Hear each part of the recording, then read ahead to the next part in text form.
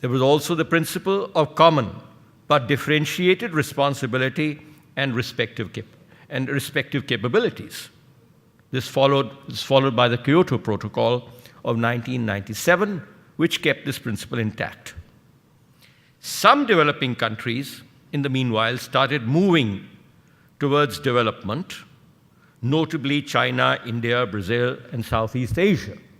And they're continuing to grow, and they view the 21st century as their century of opportunity to take their populations out of poverty to more decent standards of living.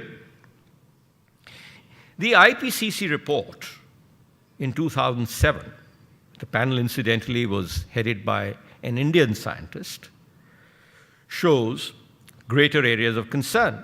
Greenhouse gas emissions have gone up 70% between 1970 and 2004. The CO2 emissions have risen dramatically, particularly in the 20th century. But 2/3 of the emissions are from developed countries. And I use a phrase, that the carbon footprint of developing countries is just a speck as compared to the Yeti footprints of some of the larger economies. The annual global emissions of carbon dioxide are about 4 billion tons. In a large country like India, which is over 1 billion inhabitants, its share is only about 1/20th at 1 billion tons.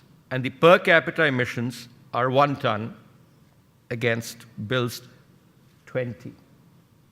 Well, so that's poor, small people like me are still continuing to be on the receiving end.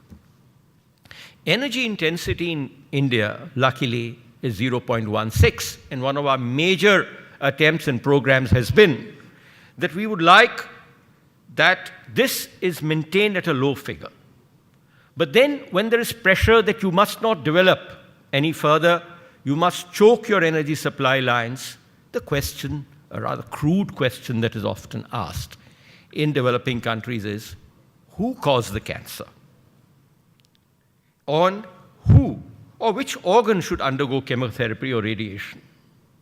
Should it be those who've not yet started using energy, or should it be those who've used energy excessively in the past?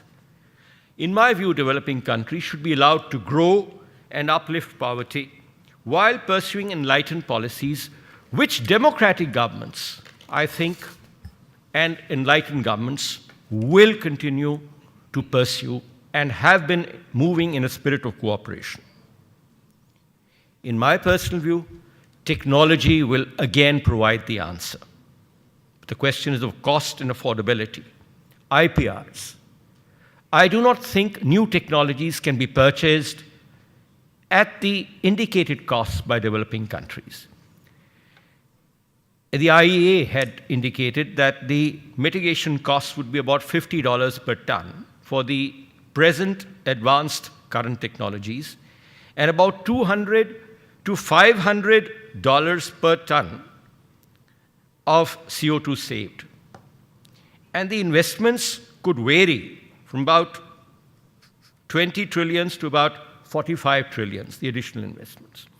Now, these necessarily, I think, have to be shared with the developing countries. My view is developing countries do not ask for free power or free energy sources or free new technology. They should only be given what are the marginal costs of adopting new technology.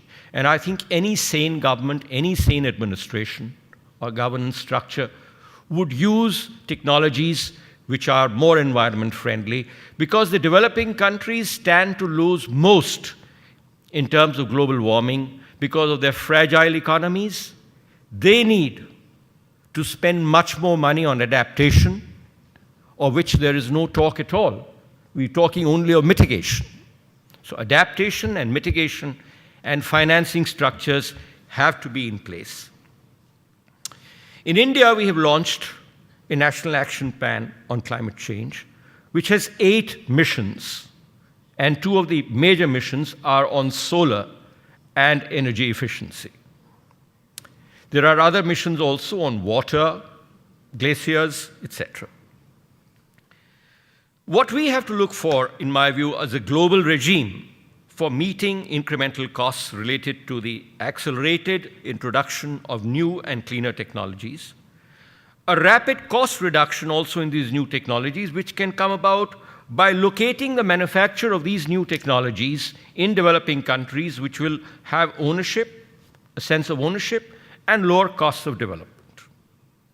The products, however, must meet energy, environment, and cost targets.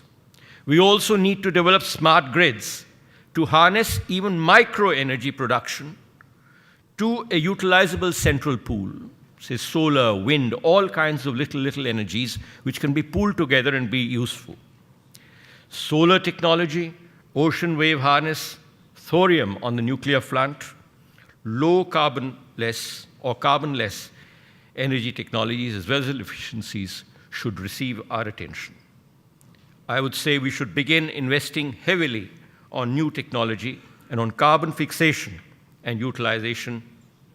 The future will be there for all of us if we move together with equity, justice, and good sense. Thank you.